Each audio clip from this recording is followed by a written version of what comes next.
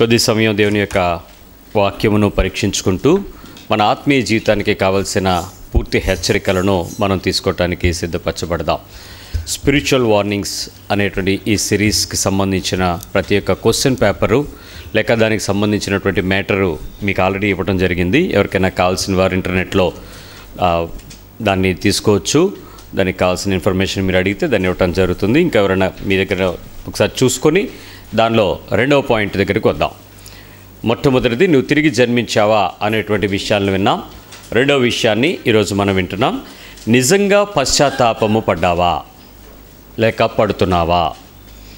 నీ జీవితంలో నిజమైనటువంటి పశ్చాత్తాపపు అనుభవాన్ని ఏ మేరకు ఏ స్థాయిలో మనం కలిగి ఉన్నాం అనేటువంటి అనుభవానికి ఈ దినము దేవుని యొక్క మాటను చూసుకోవటానికి ప్రయత్నించేద్దాం. మరి పశ్చాత్తాపము అనే పదం వినంగానే మనందరికీ కొన్ని విషయాలు వస్తాయి. ఏంటి అర్థం? పశ్చాత్తాపం అంటే ఇంగ్లీష్లో రిపెంటెన్స్. రిపెంటెన్స్ అనేది ఎప్పుడు పడాలి? నువ్వు తప్పు చేసావు అనే విషయం నీకు అర్థమైతే, నేను తప్పు చేశాను అనే విషయం ఒప్పుకోవటానికి వెళ్ళే మనస్సు ఉంది చూసారా, అది రిపెంటెన్స్. నిజానికి నేను తప్పు చేశానని ఒప్పుకోవటానికి కావాల్సిన సిద్ధపాటు, సంసిద్ధత చాలామంది వ్యక్తుల్లో ఉండదు. అయితే సంసిద్ధత లేకపోయినట్టు ఒప్పుకునే స్థాయి లేకపోయినా తప్పు చేశాను అని తెలుసుకునే స్థాయిలో ఉంటారు. సో తప్పు చేశాను అయ్యో అనేటువంటి కలిగిన స్థాయి పశ్చాత్తాపం కాదు. దాన్ని ఒప్పుకొని విడిచిపెట్టడానికి, మార్చుకోవటానికి నువ్వు పడే ప్రయత్నమే నిజమైన పశ్చాత్తాపం అని బైబిల్ చెప్తుంది. సో అలాంటి నిజమైన పశ్చాత్తాపాన్ని మనం అనుభవించామా లేదా ఒకసారి ఆలోచన చేద్దాం.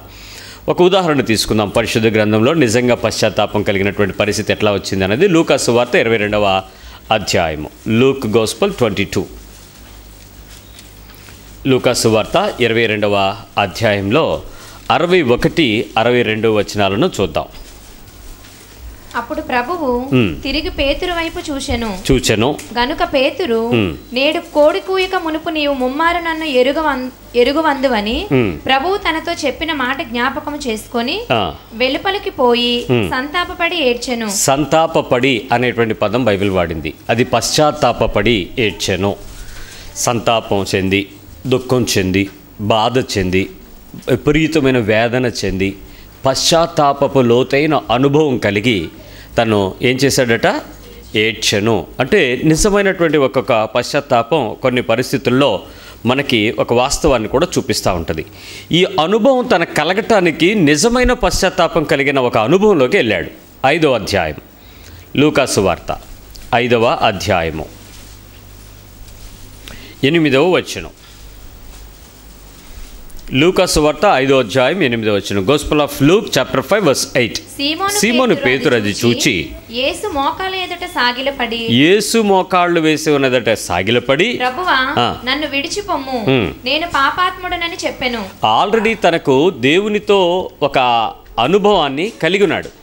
దేవునితో ఆ అనుభవము, పశ్చాత్తాపపు అనుభవము ఆల్రెడీ ఉంది తనకి. నేను పాపము చేశాను, నేను పాపంలో ఉన్నాను, నన్ను క్షమించు అని ఒప్పుకున్న తర్వాత అదే పరిస్థితి మరొకసారి రిపీట్ అయిన తర్వాత యేసుని విడిచిపెట్టలేదు, తను చేసిన తప్పుని విడిచిపెట్టాడు. దేవుని విడిచిపెట్టలేదు, తను చేసిన పాపాన్ని విడిచిపెట్టాడు. దేవునికి దగ్గరగా వచ్చాడు తప్ప దేవునికి దూరం వైపు వెళ్ళలేదు. మనం కొన్ని చిన్న చిన్న పశ్చాత్తాపపు పడే ప్రక్రియలు దేవుని దగ్గరకు నిన్ను తీసుకురాకపోతే, నువ్వు తప్పు చేసిన స్థాయి వెంటనే తిరిగి దేవునిని అంగీకరించే స్థాయికి నువ్వు గనక పరిగెత్తి రాకపోతే నీ పశ్చాత్తాపపు అనుభవం అబద్ధపు అనుభవం.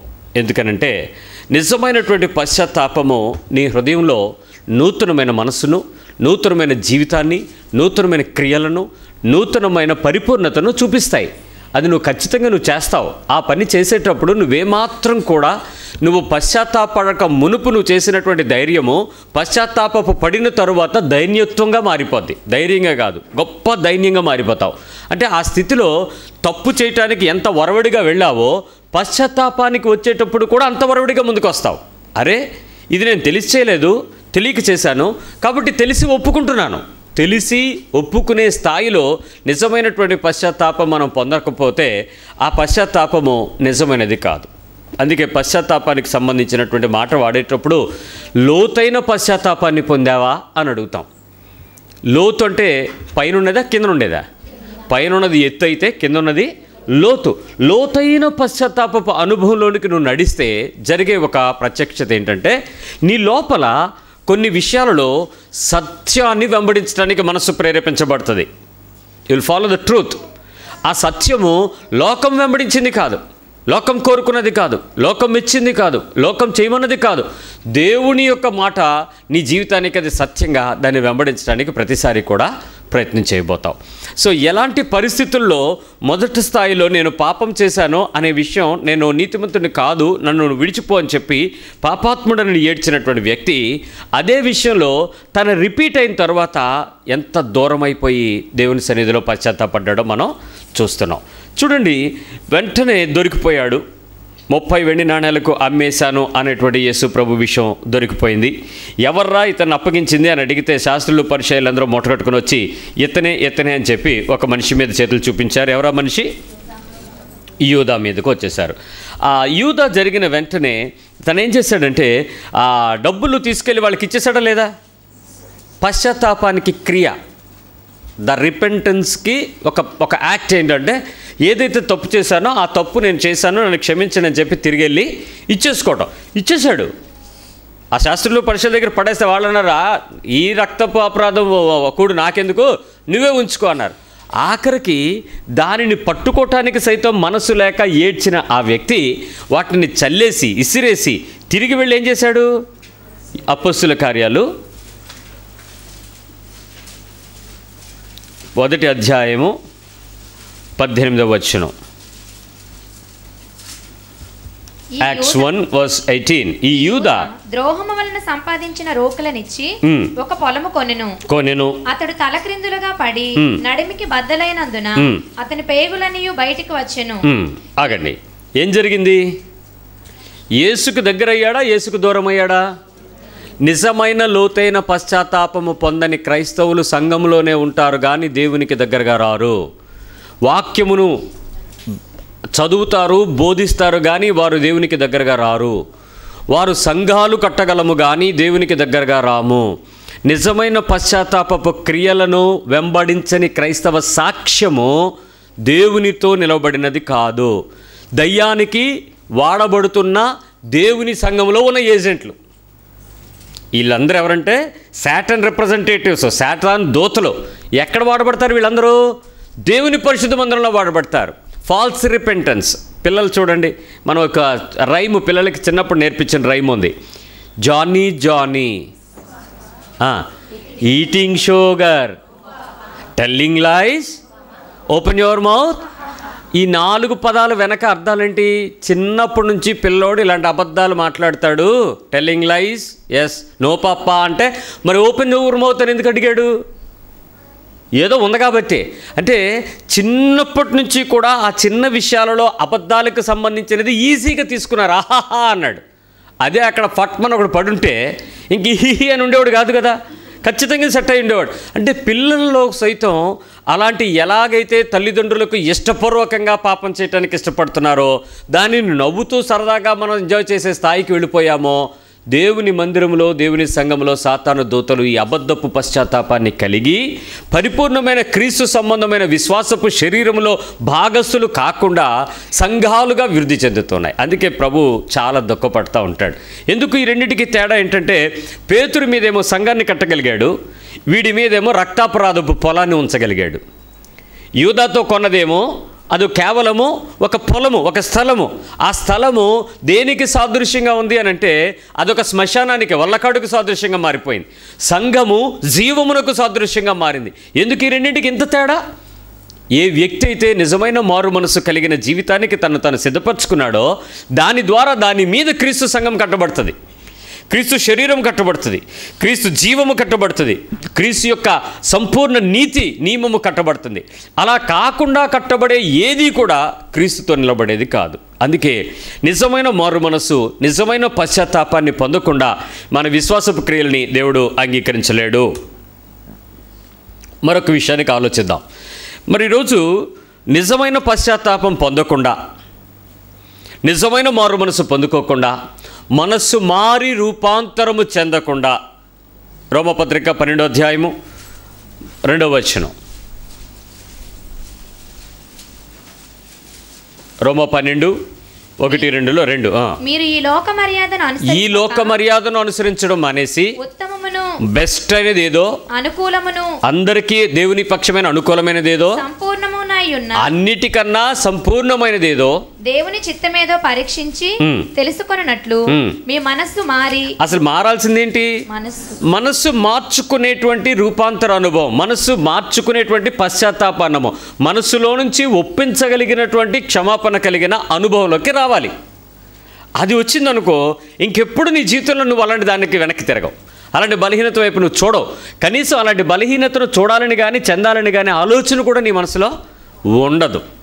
సో నీ దేవుడు నీతో ఉన్నటువంటి అనుభవాన్ని నువ్వు ఎరగక చాలామంది లోతైన పశ్చాత్తాప అనుభవాన్ని పొందుకోవటానికి మనసు ఉంచటం లేదు. కాబట్టి దానిలోనికి నువ్వు నేర్చుకోవటానికి ప్రయత్నం చేయండి. మరి నా ప్రశ్నకు సమాధానం చెప్పు. నువ్వు లోతైన పశ్చాత్తాపం పొందలేదు. పశ్చాత్తాపం అంటే తెలుసు, ఒప్పుకున్నావంటే ఒప్పేసుకున్నాను, రక్షకుడిగా అంగీకరించావంటే అంగీకరించేశాను, బాప్తిసం పుచ్చుకున్నావంటే అబ్బో ఎన్నిసార్లు 2 సార్లు తీసేసుకున్నాను, పరిశుద్ధాత్మ అబ్బో నాకు పరిశుద్ధాత్మ వచ్చేస్తాడు, భాషలు మాట్లాడేస్తాను, నాకు అన్నీ తెలిసిపోతున్నాయి, వాక్యం నీవే నీకన్నా బ్రహ్మాండంగా నాకు మర్మాలు కూడా వచ్చేస్తున్నాయి. ఇవన్నీ బాగానే ఉన్నాయి, ఇవన్నీ మంచిదే, వాస్తవాలే, ఒక విధంగా చెప్పాలంటే సత్యమే అంటాను నేను. కానీ దాని వెనక దేవుని యొక్క ఉద్దేశాన్ని ఒకసారి ఆలోచిస్తే, దానిలో ఉన్నటువంటి విషయం ఆలోచిస్తే, నీ బ్రతుకులో జరుగుతున్న లేక జరిగిన ప్రతి విషయం ఏదైతే నీకుందో ఆ జరుగుతున్న అద్భుతాలకి నువ్వు అర్హుడవేనా? నీ జీవితంలో జరిగిన అద్భుతాలకు నువ్వు అర్హుడవేనా? ఆలోచించి సమాధానం చెప్పుకోండి. ఈరోజు యాజ్ ఇట్ ఈజ్ నీకున్నటువంటి నీ లైఫ్లో నువ్వు ఫేస్ చేస్తున్న ఎవ్రీ సిచ్యువేషన్ను, నువ్వు పొందుతున్న అనుభవం, నువ్వు పొందుతున్న అర్హత, నువ్వు అనుభవిస్తున్న స్థాయి, స్థితి, పరిస్థితి ఏదైనా ఉంటే ఈ అద్భుతాలకు నువ్వు అర్హుడివేనా? Whatever you are. మీలో మీరు ఆలోచించుకునేటప్పుడు 2 విషయాలు మీకు కనబడతాయి. మొదటిది ఏంటంటే, నీతో పెరిగిన నీ అన్నదమ్ములందరికన్నా నీ స్థాయి. నెంబర్ 2, నీతో పెరిగిన నీ చుట్టుపక్కల నీ చిన్నప్పుడు నీతో పాటు పెరుగుతున్న పరిస్థితుల మధ్యలో వాళ్ళందరికన్నా నీకున్నటువంటి విలువ. నెంబర్ 3, నీ ఇంటికి సంబంధించి, నీ కుటుంబానికి సంబంధించిన నీవు ఈరోజు అనుభవిస్తున్న స్థితి కలిగిన ఆత్మీయతలో పోలికతో పోల్చుకుంటే ఇంకెవరికన్నా మధ్యలో నీకుండేటువంటి ఆ పరిణితి ఏవైనా నీ వర్తి అయినా, are you worthy to handle that? నువ్వు పొందుకోవటానికి అర్హత ఉందా నీకు? ఆలోచించుకోండి. మరి మనస్సు మార్చుకోలేదు, నిజమైన పశ్చాత్తాపం నువ్వు కలిగి ఉండలేదు, కానీ ఆ అర్హత నువ్వు పొందుకున్నావు అని అంటే మరి అది ఎవరిచ్చారు? అర్హత లేని నీకు అర్హత కలిగించిన దేవుడు నీకు ఒకటి ఇస్తే నువ్వు ఆ దేవునికి ఎలా ఉండాలి చెప్పండి. నేను మొన్న బ్రదర్ని పిలిచి అడిగాను, నువ్వు అక్కడికి వెళ్తున్నావు కదా అని అంటే, లేదండి వెళ్ళట్లేదండి. ఎందుకు మానేస్తావు? ఉద్యోగం, అది మంచి ఉద్యోగం కదా, అది గవర్నమెంట్ కోర్టులో ఉద్యోగం అండి, అటెండర్ పోస్టు, మంచి ఉద్యోగం కదా, నీకు ఎందుకు మానేసావు అని అడిగితే తను ఏమన్నాడు తెలుసా? మా పాస్టర్ గారు ప్రార్థన చేశారు, మా పాస్టర్ గారు నా కొరకు ఉపవాసం ఉన్నారు నన్ను కూర్చోబెట్టుకుని, ఆ తర్వాత నాకు ఆ ఉద్యోగం వచ్చింది. ఆ ఉద్యోగంలో నేను 3-4 సంవత్సరాల పాటు నేను పనిచేశాను. ఆ తర్వాత మా పాస్టర్ గారికి డ్రైవర్ లేడు, కాబట్టి మా పాస్టర్ గారు బాధపడుతూ నేను చూసి నాకు ఇచ్చిన అర్హత ఇచ్చిన ఆ ఉద్యోగం మా పాస్టర్ గారు ప్రార్థన, విశ్వాసంతో, పట్టుదలతో నా కొరకు ఏడ్చి దాన్ని పొందుకోవటం ద్వారా నేను పొందుకున్నాను. కాబట్టి నేను నా సేవకుడు నా కొరకు ఇచ్చిన దానికి నేను ఏదైనా ప్రతిఫలం ఇద్దామనుకుని దాన్ని వదిలేసి నేను డ్రైవర్గా జాయిన్ అయ్యాను అన్నాడు. నీకు దండంరానైనా, నీ గురుభక్తి చాలా ఎక్కువగా ఉంది, అంత పని అది మంచిది కదా, ఉద్యోగం స్థిరమైంది కదా, ఎందుకు కదా అని అంటే వాడు చెప్తున్న ఆలోచన ఏంటంటే, sir I'm not worthy to handle that, అవన్నీ నేను పొందుకోవడం నాకు అర్హత లేదు, కానీ నాకు అది రావడానికి కారణం ఇదిగో ఈయన. అంటే ఆయన నాకు ఇచ్చినందుకు నేను ఆయనకేదైనా, ఆఫ్టర్ ఆల్ లోకంలోనే ఈ చిన్నపాటి కృతజ్ఞత మనలో చాలామందికి ఉండదు. మా ఇల్లు ఆవిడ ఎతికి పెట్టిందండి అన్న తర్వాత ఆ ఎతికి పెట్టిన వాళ్ళకి ఎంతో కృతజ్ఞతగా ఉంటాం. మాకు ఇంత మంచి సంఘాన్ని ఇచ్చారండి అని ఆవిడకి ఎన్ని గొడవలు ఆడుతున్నా ఆవిడతో, ఎందుకంటే ఈవిడే మాకు చచ్చిదారి చూపించింది, ఈవిడేనండి ఈయనేనండి అని ఎంతో కృతజ్ఞతగా ఉంటాం. నీ అర్హతకు మించి ఇన్ని అర్హతలు ఇచ్చిన దేవునికి నువ్వెంత కృతజ్ఞత కలిగి ఉన్నావు? మరి అసలు ఆయనతో అది పొందడానికి మనకు అది అర్హత లేదని మనకు తెలిసినా దాన్ని పొందించడానికి ఆయన చేసిన క్రియ ఎంత గొప్పది. మరి అలాంటి విషయాలలో మీరు ఏ స్థాయిలో ఆలోచన కలుగున్నాము? దేవునితో నిజమైనటువంటి ఆయన నీతిని నెరవేర్చడానికి నీ హృదయాన్ని సంపూర్ణంగా సిద్ధంగా ఉంచకపోతే ఎలా అవుతుంది? ఒకసారి ఆలోచించండి. లూకా సువార్త 5వ అధ్యాయము 8వ వచనం. సీమోను పేతురు అది చూచి యేసు మోకాల ఎదుట సాగిలపడి, ప్రభువా నన్ను విడిచిపొమ్ము, నేను పాపాత్ముడును అని చెప్పాను. ఏలయనగా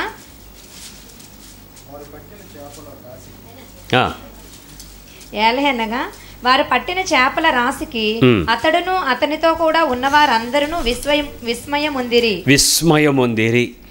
ఇప్పుడు విడిచిపోమ్మన్న వ్యక్తి ఎవరిని వెళ్ళిపోమన్నాడు? నన్ను వెళ్ళిపోనిమ్ము అన్నాడా?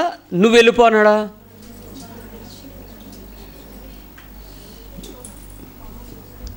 మీరు ఎప్పుడైనా అలా అడిగారా? నువ్వే వెళ్ళిపోయావా? నువ్వే దేవుని నుంచి దూరంగా వెళ్ళిపోతావా?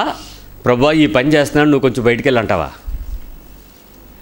ఈ రెండు అనుభవాల్లో నీకు ఏ అనుభవం ఉంది అంటే, కొన్నిసార్లు మనకు ఎలా ఉంటుందనంటే, మనమే కొన్ని చూడలేక కళ్ళు మూసుకుంటాం. కొన్ని పనులు, నోరు కూడా, ముక్కు కూడా, చెవులు కూడా, కొన్ని పనులు మనం చేయలేక పని అది చేస్తుంటే బా అనుకుని బయటికి వెళ్ళిపోతాం. అలా ప్రభు వెళ్ళిపోతాడు అనుకుంటారేమో. వెళ్ళడు. నువ్వు అసహించుకునే ఏ పని చేసినా నిన్ను ప్రేమించేవాడు ఆయన ఒక్కడే. మనుషులు నిన్ను వదిలిపెడతారు, ఆయన నిన్ను విడిచిపెట్టడు. నువ్వు ఎంత చెత్త పని చేసినా, ఎంత వ్యతిరేకమైన వాక్యానికి పనిచేసినా, ఎంత అసహ్యకరమైన పని చేసినా నిన్ను వదలనివాడు ఆయన ఒక్కడే. ఎందుకనంటే ఆయన అంటాడు, నేను మరణించడానికి నీ కోసం వచ్చానుగా, నిన్ను కదా రక్షించేది, నీతోగా నేను ఉండేది, నేను ఎలా వదిలేస్తాను అని. బాగా గొడవ పడ్డారటండి భార్యాభర్తలు ఇద్దరు. భార్య అందంట, సరే ఇది మనం ప్రార్థన చేసుకునే టైము, ప్రార్థన చేసుకుందాం అందంట. గొడవ అయిపోయిన తర్వాత అవుతుంది, ఇంకా వేడివేడిగానే ఉంది పెనం. ఆ టైంలో రాను భర్త అంటున్నాడు, సిగ్గుందే నీకేమన్నా?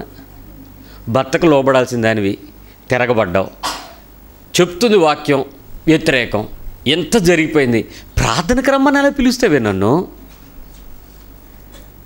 ఆవిడంటది, ఎవరికి గొడవ తర్వాత ఆడుకుందాం, ముందు ప్రార్థన చేసుకుందాం, ఇది ప్రేయర్ టైము. ప్రార్థనకి పిలిచినందుకు గొడవ మొదలైంది. మళ్ళీ ఆవిడ ఒకటే చెప్పింది, నువ్వు ఎన్నైనా గొడవపడు, ఇప్పుడు నాకు మూడు కాదు, ఇది ప్రార్థనా టైము, ముందు ప్రేయర్ అయిపోవాలి, తర్వాత గొడవ రండి, తర్వాత గొడవ రండి, తర్వాత గొడవ రండి, తర్వాత గొడవ. మొత్తానికి ప్రార్థనలోకి వచ్చి కూర్చుంటాడు, కానీ ఏకీభవిస్తాడా? ఏకమనసు వస్తుందా భార్యతో? అసలు ప్రార్థనే రాదు. ఒకవేళ వచ్చి కూర్చున్నా ఏకమనసు ఒకటి వస్తుందా? రాదు. ఆ టైంలో యేసుప్రభు అంటాడు, నేను వెళ్ళిపోనా మీరు వెళ్ళిపోతారా అని అడుగుతాడు. అది అనుభవం. కానీ నిజానికి ఆ టైంలో నువ్వు చేసేది యథార్థమైన ప్రార్థన వస్తుంది. నువ్వు భర్తవైతే మీ ఆవిడ గురించి యేసుప్రభు కంప్లైంట్ చేయి. ఏం చేస్తావు ఆ టైంలో ప్రార్థనలో? ఒక మ్యారేజ్లో చెప్పా, నీకు ఎప్పుడైనా ఏమన్నా ప్రాబ్లం అయితే ఫ్యామిలీ ప్రేయర్లో కూర్చుని యేసుప్రభుతో చెప్పేయి, ప్రభు మా ఆయన ఎలా చేస్తున్నాడు, మా ఆయన ఎలా చేస్తున్నాడు, మా ఆయన ఎలా చేస్తున్నాడు, మా ఆయన ఎలా చేస్తున్నాడు, మా ఆయన ఎలా చేస్తున్నాడు లిస్ట్ అని చెప్పారు. నువ్వు కూడా నాయన ఎప్పుడైనా ఉంటాయి.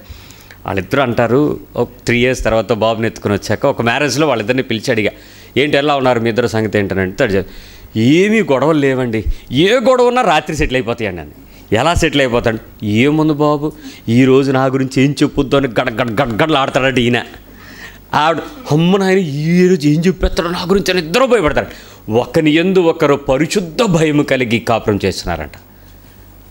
భలే పనిచేసిందన్నా మీ టెక్నిక్, మా ఇద్దరిలో అస్సలు గొడవలు లేవన్నా, ఏ చిన్నది ఉన్నా ప్రతిరోజు మా ఆయన అంటాడంట, సాయంత్రం నేను డాడీకి చెప్పకుండా ఉండాలంటే చూసుకో అంటాడంట. అంతే, పిల్లలట అయిపోయి వద్దండి అంటదట. అంత చక్కగా చేసుకుంటారు. ఈమెకి డౌట్ వచ్చిన డాడీకి చెప్పమంటారా అన్న. ఎవరాళ్ళ డాడీ? నీకున్నాడా? When you have some problem, do you have that daddy? ఆ తండ్రి అబ్బా ఉన్నాడా నీకు? ఆయన దగ్గరికి నువ్వు రావడం నేర్చుకో, ఆటోమేటిక్గా నీ ప్రాబ్లం నీకు సాల్వ్ అయిపోతుంది, సెటిల్ చేస్తాడు ఆయన. ఎందుకంటే అర్హత లేదు మనకి. ఇన్ని పొందుకోగలిగామంటే అది ఆయన ఇచ్చిన కృపేగా. నీ చేతి పనిని దీవించిన వాడు దేవుడు, నీ ఉద్యోగానికి నీకు అర్హత కలిగించిన వాడు దేవుడు. నువ్వు ఏదైనా ఒక ప్రయాణంలో ఉన్నావు అంటే రాకపోక నేను నిరంతరమైన కాపుదలే లేకపోతే కళ్ళ ముందు యాక్సిడెంట్, కళ్ళ ముందు ఏమీ చేయటని. హాస్పిటల్కి వెళ్ళి చూడండి, లక్షల రూపాయలు పట్టుకుని బ్లడ్ కావాలి బాబు, కిడ్నీ కావాలి బాబు, కళ్ళు కావాలి బాబు, ఊర్లు తిరుగుతున్న పేషెంట్లను చూడండి పరిస్థితి ఏంటి. ఒక్క పూట ఐసీయూలోకి వెళ్ళి బయటకు వస్తే నీ చేతి నుంచి 50,000 లేచిపోతున్నాయి. 50,000 తక్కువ లేదు. హాస్పిటల్కి వెళ్ళాలంటేనే భయం వేసిపోతుంది, పేరు వింటుంటేనే భయం. ఒక్కొక్క టెస్ట్ అంటున్నారు, ఈ టెస్ట్ ఆ టెస్ట్ ఆ టెస్ట్ ఈ టెస్ట్, టెస్ట్లన్నీ కలిపి నువ్వు బయటకు వచ్చేటడికి ఎంత అయిందంటే 10,000. జబ్బు ఏంటి ఇంకా తెలియలేదు, ఇంత ఫైల్ వచ్చేసింది ఈ పాటికి. ఏం జరుగుతుంది? నీకు అర్హత లేని నిన్ను నిరంతరమైన కాపుదలతో కునుకక కాపాడి ప్రేమించి ఆశీర్వదిస్తూ నిన్ను నడిపిస్తున్న నీ దేవునితో నీ విశ్వాసపు స్థాయి, నాకు అర్హత లేని నన్ను నువ్వు నాకు ఇది ఇచ్చావు ప్రభువా అని దినము నువ్వు దేవుని సన్నిధిలో నిత్యమైనటువంటి కృతజ్ఞత కలిగి ఆ నిజమైన పశ్చాత్తాపంతో నువ్వు జీవించడానికి ఇష్టపడగలుగుతావా? మీరు నిజమైన పశ్చాత్తాపానికి మీరు మాట్లాడాల్సినటువంటి ప్రేయర్ చెప్తాను, జాగ్రత్తగా వినండి, జాగ్రత్తగా చేయండి. నిజంగా పశ్చాత్తాపడేటప్పటికి నువ్వు వచ్చేటువంటి ప్రేయర్ ఎలా ఉంటుందో చెప్తాను. కావాలా వద్దా? తీసుకోండి. ఎలా ఉంటుందంటే, చెయ్యకూడదని తెలుసు, అనకూడదని తెలుసు, చూడకూడదని తెలుసు, వినకూడదని తెలుసు, మాట్లాడకూడదని తెలుసు, వెళ్ళకూడదని తెలుసు, నువ్వు చేసావు. చేసేటప్పుడు కావాలని వెళ్తారా, వద్దని వెళ్తారా? తప్పు చేసేటప్పుడు, పాపం చేసేటప్పుడు ఎలా ఉంటుంది? Really it's your need. నిజంగా నాకు ఆసక్తి ఉంటేనే నేను ఆ పని చేయగలుగుతాను, లేకపోతే అసహించుకుంటాను. చెడ్డదాన్ని అసహించుకున్నట్టు దాన్ని అసహించుకుంటాను. అది నాకు కావాలి కాబట్టి నేను వెళ్ళాను, అంతే, ఆనందించేశాను. కానీ మరుక్షణం నీ హృదయంలోకి పశ్చాత్తాపం వచ్చేస్తుంది. పరిశుద్ధాత్మ దేవుడు నీతో మాట్లాడతాడు. That's called guilty. నీ మీదకు ఒక అపరాధ భావం వచ్చేస్తుంది. ఛీ, అనవసరంగా చూశాను, ఛీ, అనవసరంగా అనేసాను, ఛీ, అనవసరంగా మాట్లాడాను, ఛీ అనిపిస్తుంది. ఆ టైంలో ప్రార్థన వస్తుందా? వస్తుందా? పరిశుద్ధమైన పదాలు వస్తాయా? పాటలు ఏమైనా వస్తాయా? రావు. కానీ నన్ను నలుగుతున్నావు చూసావా? ఎక్కడ? అది పరిశుద్ధ ప్రార్థన. ఆ పెయినే ప్రేయరు. అది యుక్తముగా ఎలాగో ప్రార్థన చేయాలో తెలియదు, కానీ నీ లోపల మూలు ఉండదు. వినండి ఎప్పుడైనా ఆ టైంలో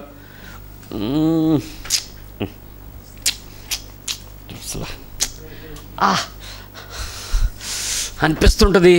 వేదనకు మాటలు ఉండవు, శబ్దాలు ఉండవు, మాటలతో పదాలు ఏర్పడవు, ఎవరి దగ్గరికి వెళ్ళలేము, ఏది చెయ్యలేము, కూర్చోలేము, దేవుడి దగ్గర కనపడదు, బైబిల్ కనపడదు, ప్రేయర్కి రావాలనిపించదు, పాస్ గారికి చెప్పాలనిపించదు, ఎవడైనా కౌన్సిలింగ్కి అస్సలు ఇష్టం ఉండదు. ఏంటి నలుగుడు లోపలంటే అది ఆగేంత వరకు యుక్తముగా ప్రార్థన చేయటం ఎలాగో తెలియని ఆత్మ మీ పక్షముగా ఉచ్చరింపశక్యం కానీ మూలుగులతో చేసే ప్రేయర్. ఆ ప్రేయర్ పోగొట్టుకోకండి ఎవరు, ఆ ప్రేయర్ పోగొట్టుకోకండి. అది పోయిన రోజు నువ్వు వాత వేయబడిన మనస్సాక్షి కలిగినోడు, ఇంక నీకు పనికిరాదు, నీకు దేవుని స్వరం వినపడదు. అప్పుడు ఎలా నేర్చుకుంటాడో తెలుసా? మోకాళ్ళు లేసి చేతులు పైకెత్తి ఉపవాసం ఉండి, ప్రభువా ఘోర పాపిని క్షమించు ప్రభువా, ఇవన్నీ ఎక్స్ట్రా డైలాగులు. It's not a prayer, extra, just to show. అందుకే అన్నాడు విస్తారమైన పదవులతోనూ విస్తారమైన పదాలతోనూ నువ్వేమో అరవక్కర్లేదు, దేవుడికి తెలుసురా బాబు. అంతేకాదు, అలా మనుషులకు కనపడాలని చేసే ప్రార్థన అసలు అంగీకరించడు ఆయన. నీ హృదయంలో ఎవ్వడికి కనపడకుండా. ఇంకో మాట చెప్పనా, అక్కడ నువ్వు ఆల్రెడీ తలుపేసేసుకుంటావు చూడు, ఎవరికి తెలియకుండా. నువ్వు ఒక్కదానివే ఉంటావు, ఎక్కడో చోటకి వెళ్ళిపోతూ ఉంటావు, లోపల మాత్రం కొట్టేస్తూ ఉంటుంది. ఆ ఫైటింగ్ ఉంటుంది, అసలు భలే ఉంటుందిలే. ఉంటుందా? దుఃఖం వస్తుందా? ఎవడైనా కదిపితే కళ్ళమ్మట పడపడ రాలిపోతాయి. అదే టైంలో ఒక తమ్ముడు ఒక ఎదో పని చేశాడు, చెత్త పని చేశాడు, చేసేసి పాపం దుఃఖపడిపోతున్నాడు. నేను ఎప్పుడూ చేయనుండి ఆ టైంలో అతనితో మాట్లాడు విపరీతమైన ప్రేరేపణ వచ్చేస్తుంది. ఇదేంటి బాబోయ్ ఇంత ప్రేరేపణ వస్తుంది, ఇప్పుడు ఆడు ఎక్కడున్నాడు, ఏ స్థితిలో ఉన్నాడు, సరే చేద్దామని చెప్పేసి ఫోన్ తీస్తూ ఉంటే అదే ఫోను 15 నెంబర్లు కనబడుతున్నాయి. ఎప్పుడు లేదు నా ఫోన్లో. ఏంటి ఇన్ని 15 సార్లు సేవ్ అయ్యి ఉంది, ఇంత రిపీటెడ్ సేవ్ అయిందా ఈ నెంబరు, ఎలా అవుతుంది ఇది అని చెప్పి సర్లే ఏదో ఒక నెంబర్ కొడదామని కొట్టాను. కరెక్ట్గా పిల్లాడు ఫోన్ ఎత్తి ప్రైజ్ లాడ్ అన్నా అంటే ఆలివ్ అన్నాయి కదా. అవునంటే అన్నా నేను ఒక తప్పు చేశానన్నా, అది చేయకూడదని తెలుసు అన్నా, అది నేను చేశానన్నా, నాకు చాలా విపరీతంగా ఉందన్నా. అన్నా ఈ టైంలో కనుక మీరు అసలు ఎందుకు ఫోన్ చేశారన్నా? తెలీదురా, విపరీతంగా నాకు ఒత్తిడి వస్తుంది, మరేం లేదు, ఒక్క ఒకే నెంబర్ 15 సార్లు నా ఫోన్లో కనపడుతుంది, ఫోన్ డైరెక్టరీలో. ఎప్పుడు అలా నాకు ఇంతవరకు లేదు. అది డైల్ నెంబర్ కాదు, రిసీవ్ నెంబర్ కాదు, మిస్డ్ కాల్ కాదు, కానీ వరుసనే 15 నెంబర్స్ కనపడుతున్నాయి. ఏదో జరుగుతుంది ఇక్కడ అని చెప్పి నేను ఫోన్ చేశాను. అన్నానంటే, అన్న నా కాలు కింద స్టూలు తన్నుతూ ఉండగా రింగ్ అయిందన్న అన్నాడు. ఆడు ఫ్యాన్కి హుక్కు తగిలించుకుని రెడీ టు డై, కాలు స్టూల్ తన్నేయబోతుండగా రింగ్ అయింది. ఎంత తొందర చేస్తున్నాడో నేను ఆలోచిస్తున్నాను. కానీ ఆ 15 నెంబర్లు కనపడంగానే నా మనసు నాకేం చెప్పిందంటే, there is something urgency, that is what God is insisting you to call, do it అన్నట్టు అనిపించింది. వెంటనే ఒక్క నిమిషం ఉండైతే మాట్లాడుకున్నాక చచ్చిపోదు కానీ కింద దిగాడు. 2 నిమిషాలు మాట్లాడంగానే వాడి హృదయంలోనికి వాడి విషయం అర్థమైపోయింది. నువ్వు చెయ్యకూడని చేసినప్పుడు నువ్వు రావాల్సిన ఆయన దగ్గరికి వెళ్ళాలి, కానీ వెళ్ళకూడని వాడి దగ్గరికి వెళ్తున్నావు ఎందుకు? రావలసిన వాడు ప్రభువు, వెళ్ళకూడని వాడు సాతాను. జీవము క్రీస్తు, మరణము సాతాను. హత్య పాపము, ఆత్మహత్య నరకము. మరి ఎట్లా వెళ్తున్నావురా నువ్వు సాతాను దగ్గరికి? దేవుని దగ్గరికి కదా వచ్చి రిపెంట్ అవ్వాల్సింది. నువ్వెందుకు ఈ పరిస్థితులకు మారాల్సి వచ్చింది? చూసావా, నువ్వు ఎక్కడో ఉన్నదేమో సాలూరులో, ఉన్నదేమో వైజాగ్లో, ఇక్కడ నుంచి అక్కడికున్న 130 కిలోమీటర్ల దూరంలో దేవుడు కనుదృష్టి నిన్ను చూస్తూ, నిన్ను వెంటాడుతూ, నీ ఆత్మను రక్షించడానికి ఆయన ఆలోచన కలిగి ఉన్నాడు. లేకపోతే నాకేం అవసరం, 15 నెంబర్లు ఒకసారి కనపడటం ఏంటి? సరే అని చెప్పి దాన్ని స్క్రీన్ షాట్ తీసి పెట్టాను. అయిపోయింది. వాడు వచ్చాడు, ఇంకెందుకు చచ్చిపోవాలన్నా అయిపోయింది అన్నాడు. మీకు గొప్ప సంతోషకరమైన వార్త చెప్తాను. నీకు ఎప్పుడైనా చచ్చిపోవాలనిపిస్తే, నో డౌట్ అనిపిస్తే ఆ ఒక్క క్షణం చనిపోవటానికి 1 గంట ప్రిపరేషన్ ఉంటుందండి. గంట అరగంట అలాగా మా పిల్లడు ఎన్ని గంటలకు వస్తాడు, మా ఆయన ఎన్ని గంటలకు వస్తాడు, ఇప్పుడు ఎవడైనా వస్తాడు, అక్కడికి ఎలా వస్తాడు, ఇవన్నీ చూసుకుంటాం. ఈ అకౌంట్లు, డబ్బులు, మంచి చెడు అన్నీ సర్దుకుంటాం. వెళ్ళిపోతే ఎక్కడికి వెళ్ళిపోవాలి, ఏ ట్రైన్ ఎక్కాలి, ఎన్ని మ్యాపింగ్ ఉంటాయి కదా. లాస్ట్ మినిట్కి వచ్చేస్తావు కదా, ఇంకా అయిపోయింది అంతే అని ఎందుకు చచ్చిపోవాలని అప్పుడు అడగండి.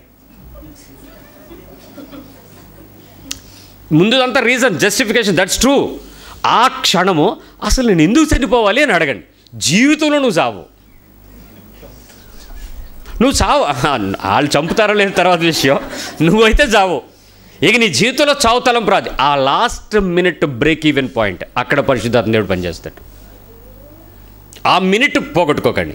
ఆ క్షణం మాత్రం నువ్వు ఒక్కసారి ఎందుకు నేను చావాలంటే ఇంకస్సలు నీకు ఆ సాతాను దగ్గరికి రాడు ప్రియులారా. దేవుని ఆత్మ నీతో పనిచేస్తుంది.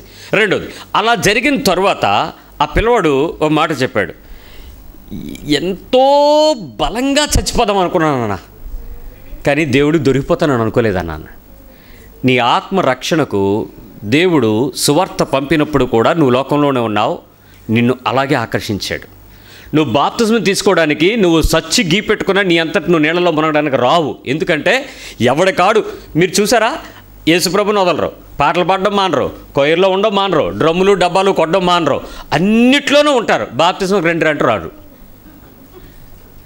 పెళ్ళికి తీసుకుందాంలే, పెళ్ళికి ఈస్టర్కి ఏదో డేట్ చెప్తాడు తప్ప వాడు బ్యాప్టిజం అనేది దేవుని ద్వారా నువ్వు ఆకర్షించబడి దేవుని ప్రజలుగా మారడానికి నీ హృదయంలోనికి ప్రేరేపించబడుతున్న దేవుని పిలుపు. అది కూడా నిన్ను బలవంతం చేస్తేనే వస్తుంది. తండ్రి ఆకర్షిస్తే తప్ప ఎవడనో ఆయన దగ్గరికి రాలేడు. సో ఆ బ్యాప్టిజం అనేది కూడా that is one of the wonderful miracle. అది 2వ పిలుపు కూడా నీకు బలవంతంగానే వచ్చేసింది. పరిశుద్ధాత్మ యొక్క అభిషేకం. నువ్వు కోరుకోలేదు, నువ్వు ఆలోచించలేదు, నువ్వు ఎదురు చూడలేదు. నువ్వు ఎదురు చూసేటప్పటికే దేవుని ఆత్మ నీ హృదయంలోనికి వాక్యము విషయంలో, సంఘము పట్ల, కుటుంబం పట్ల, దేవుని యొక్క జీవం పట్ల నీకు ఒక అభిషేకాన్ని లోపల బోధించుకుంటూ వచ్చేస్తాడు. అది కూడా నువ్వు కోరుకోలేదు.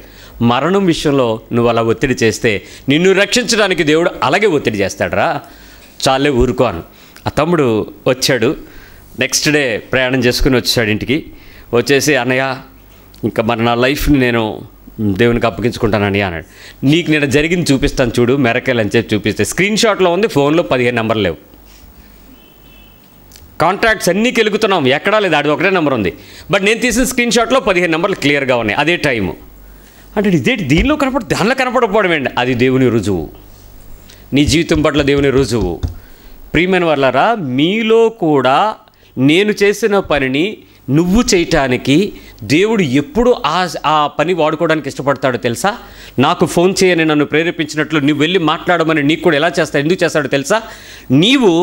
నేను అర్హత లేని నన్ను నీవు నీ అర్హతతో నన్ను నింపావు ప్రభువా అని ఎప్పుడైతే నువ్వు ప్రతిసారి దేవుని సన్నిధిలో దీనుడివై వంగుతావో నిన్ను తన పనికి వాడుకోవడం ఈజీ. నాకు అన్నీ తెలుసు. నిజంగా చెప్పండి, ఆడికి ఏమన్నా తెలుసా? అలా అనుకున్నోడికి ఏమీ తెలియదు. నేను చెప్పలే, బైబిలే చెప్పింది కదా. కానీ నువ్వు ఎప్పుడైతే దీనుడిపై వంగుతావో నిన్ను దేవుడు తన పనికి వాడుకోవడానికి రెడీగా ఉంటాడు ఆల్ ద టైం. ఎక్కడో చోట నీతో పని జరిగిస్తూనే ఉంటాడు. నేను కొంతమంది సాక్ష్యాలు విన్నప్పుడు నాకు చాలా ఆశ్చర్యం. నేను ప్రార్థన చేసుకునేవాడిని అప్పట్లో. వీళ్ళందరినీ ఇలాగ చిన్న చిన్నటికి బలి వాడించుకుంటావు ప్రభు, నన్నెప్పుడు వాడుకోవేటి అనిపించేది. సో ఎక్కడికి వెళ్తే అక్కడ నా నోరు తెరిసిన తర్వాత వాళ్ళకి ఏదో జరిగిపోయింది. కొన్ని సంవత్సరాల తర్వాత వాళ్ళు ఎదురుపడి, బ్రదర్ ఆలివ్ గ్రీన్ గారు కదా మీరు, అప్పుడు గుర్తుందా? ఎప్పుడు అప్పుడు నేనేమన్నా వాడడానికి రెడీగా ఏమన్నా సూట్లు వేసుకుని వెళ్ళానా, మేకప్ వేసుకుని? ఏమీ లేదు, ఏదో జరిగిపోయింది. అప్పుడు ఆ రోజు మీరు ఆ మాట చెప్పాక నాకు ఇలాగ అయ్యింది బ్రదర్ అంటే, ఏ రోజు? అల్లప్పుడా? ఎప్పుడు?